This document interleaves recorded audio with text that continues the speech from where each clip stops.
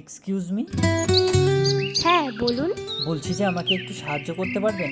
আমার 1000 টাকার খুব দরকার। সে তো বুঝলাম, কিন্তু আমি আপনাকে চিনি না জানি না 1000 টাকা দিয়ে দেব? সব কিছুই বুঝতে পারছি। আপনি এখানে 1 ঘন্টা দাঁড়ান বা 1 ঘন্টা পর এখানে আসুন, আমি 1000 টাকা নিয়ে আপনাকে দিয়ে দেবো। আপনাকে আমি বিশ্বাস করব কি করে যে আপনি 1 ঘন্টার মধ্যে টাকাটা নিয়ে চলে আসবেন? মানুষ মানেই একটু বিশ্বাসের জায়গা আছে, সেটুকু বিশ্বাস আপনি করেই দেখতে পারেন। আমার কাছে কিন্তু ক্যাশ নেই এখন। আপনি ফোনপে নাম্বারটা দিন, আমি অনলাইন করে দিচ্ছি। 7718342764। হ্যাঁ চলে গেছে। চলে এসেছে।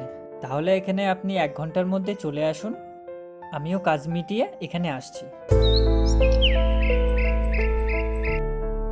বললো 1 ঘন্টার মধ্যে চলে আসবে, এখনো আসলো না। আমার টাকাটা কি তাহলে দেবে না?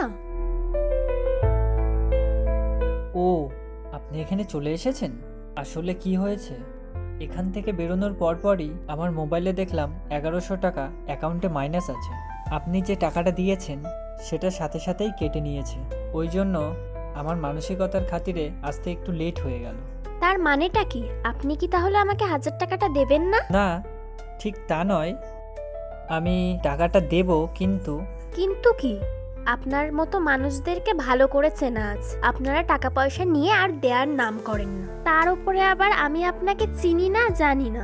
ঠিক আছে, আমার কাছে আজকে তো নেই, আমি কালকে দিয়ে দেবো। আর দিতে হবে না আপনাকে।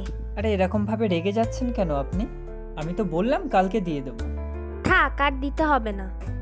দেবো তো বটেই, কিন্তু এই টাকাটা যদি আপনাকে আমি দিয়ে দিই তাহলে আমার কথা আপনার মনেই থাকবে না। আপনাকে মনে রেখে করবোটাই বা কি? আমি আপনাকে চিনিও না জানিও না।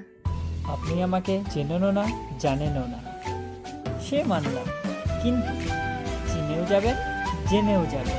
আমার চেনারও দরকার নেই, জানারও দরকার নেই। টাকাটা আপনি রেখে দিন, আমার লাগবে না টাকা।